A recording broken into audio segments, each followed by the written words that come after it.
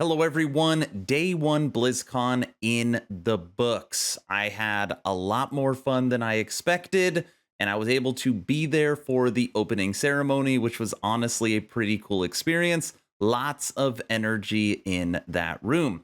And I've already had calls, texts, emails, discords, just people hitting me up about my thoughts on Diablo 4.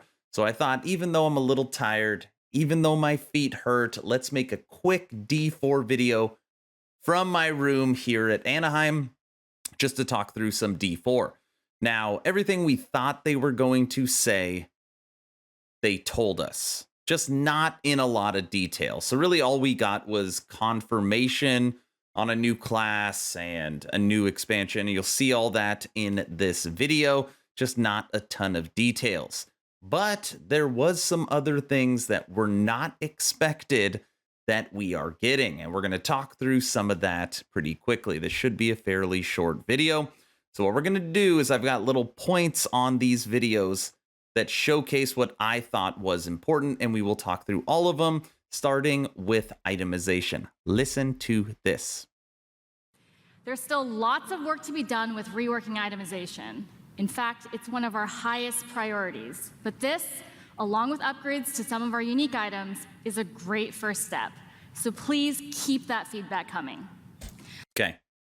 They said that halfway through the presentation to millions of people at BlizzCon. And it has been one of the main feedback points is that, you know, when I was fortunate enough to be invited to the content creator BlizzCon Diablo mixer. So I got to be able to spend time with Adam and Joe and talk to a lot of the other content creators.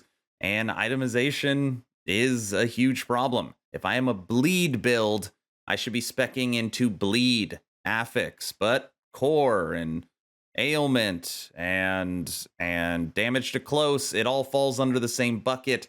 So basically every build that is close is using the same attributes. Either way, it's a big problem, and I'm glad they at least said that they are addressing it, which means we will hold them accountable to that. So I thought that was noteworthy. The other thing that was the surprise to me is how much they are doing mid-season. So obviously preseason we didn't get anything, season 1 we didn't get anything, and for season 2 they are really either trying to get people to come back to the game or stop people from stopping playing or leaving the game. Listen to everything they are doing for mid-season events. In fact, starting next week, we'll introduce 5 unique class-specific rings that will let you relive some of the fun from Season of the Malignant. That's right, Necromancers. Once again, corpses will automatically do your bidding just by being in your presence. Then on December 5th, we'll also be adding an enchanting preview to the Occultist. So this will allow you to see which affixes are possible before you spend your hard-earned gold. It's just another way to give you even more control over making just the right build for the challenge at hand. Also on December 5th, as promised, we'll have another exciting new endgame activity, a 6-week event called Abattoir of Zir. It's a highly replayable pinnacle experience designed for players who have reached level 100, slain Uber Duriel, and mastered all of the other challenges that Season of Blood has to offer. Those who survive will attain a paragon glyph constructed of the Vampire Lord's very own blood. But beware, Abattoir of Zir starts difficult and only gets harder. And of course, as we near the end of Season of Blood, it'll be holiday time. Not only here, but in Sanctuary as well. Aww. First ever holiday event, Midwinter Blight, starts on December 12th. For 3 weeks, we're going to transform the Fractured Peaks into a winter terror land, and it'll bring a whole new meaning to the word sleigh ride. Pretty funny. So think about that. We already got a training dummy. We already got an update for Season 2. We are also getting an update to Enchanting. We are also getting the Season 1 mechanic brought back in a smaller version with these new rings. We are getting a new Pinnacle boss, something else that we talked about at the Blizzard Mixer is the game feels pretty good up to level 70, 75, but those last 20 levels, you just start walking through things. So I hope this new Zir fight is actually challenging, like harder than Uber Lilith. That is honestly, I hope it's really, really difficult to give people something to chase. And then on top of that, we are getting this new winter event. So when you're talking about, they're throwing all the darts against the board and trying to make the game better, or at least keeping you from leaving, they're going to attempt it. We just got to see if it's actually good. Okay. So far, everything they've said feels pretty good. It's pretty exciting. And then they hit us with this. And be sure to keep your eyes peeled for a mysterious red-cloaked terror. Nothing is as terrifying as Chris's puns, but I will be sure to check out Midwinter Blight. From there, we are on to Season 3. We can't go into too much detail now, but with the endgame being so important, let's talk about leaderboards. Leaderboards. Creating a whole new type of weekly challenge dungeon called the Gauntlet, where the heroes of Sanctuary can compete for their class ranking against their friends, their clan, or anyone in the world. Watch out, Mike Ibarra. I am coming for you. At the end of each week, the heroes with the highest rank will be added to the Seasonal Hall of Ancients, where their name and build will live on. So, that's a quick look at where we are today. And while the live game is our #1 priority, Here it comes. we have a separate Diablo 4 team that's been working hard on our next chapter. So how about a little teaser? It's super early, but as we look to expand on the story we started in Diablo 4, we're going to take you somewhere even darker, where hatred's influence continues to consume Sanctuary.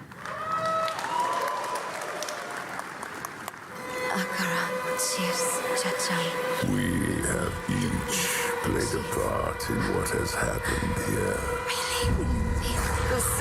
You abdicated your choice to this child. And with every step she takes, I grow stronger. There will be no salvation in the light. Vessel of Hatred.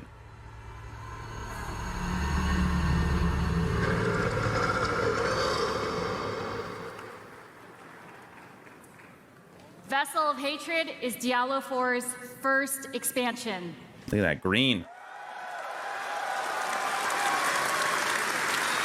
Its campaign will continue the dark tale that began in Diablo 4 as we learn the fate of the prime evil Mephisto and his demonic plans for Sanctuary.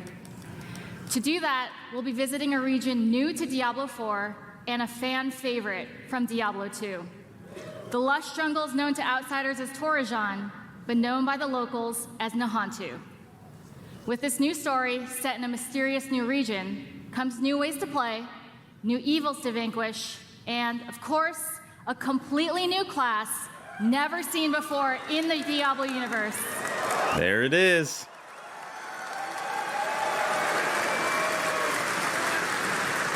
Vessel of Hatred releases late next year, and we cannot wait to share more about it this summer. Now, before we leave, we want you to know that it's your passion that drives us. Okay, we'll stop it right there. So,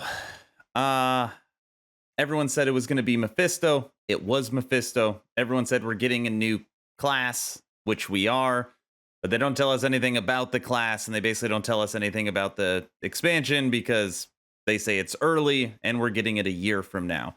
I would actually guess that what they're going to do is we'll get it maybe a month before BlizzCon, and then every BlizzCon they announce the next expansion for the following year, and then they just leapfrog each other.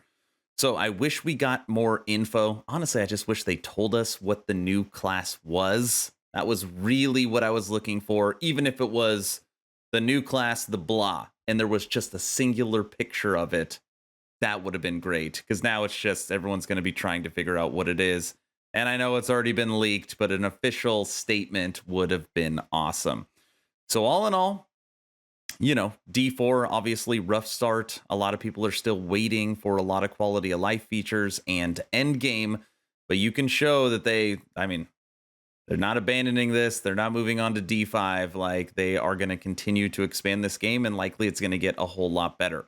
Now, tomorrow, I will be at the Fireside Chat Live, which is a 2-hour presentation on stage, on this same stage, where they talk about the new expansion and they talk about the events that are coming up. So hopefully we get added detail to that, and maybe they release something or they do something special. So fingers crossed, because there's a lot of blank time, that if they were going to do a special announcement, if they were going to surprise us, it would be during that time.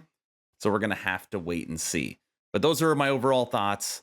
Always looking for more info, but I am, it's hard to be excited for a year out expansion. I am more excited that they plan on doing mid-season events to keep the game alive and to keep things fresh. So those are my overall thoughts, and I'm hoping I have something to share from the Fireside Chat tomorrow. So that's it. Catch the live stream if it works tomorrow morning. You're all awesome. Hit me up on Discord if you need anything. Aaron out.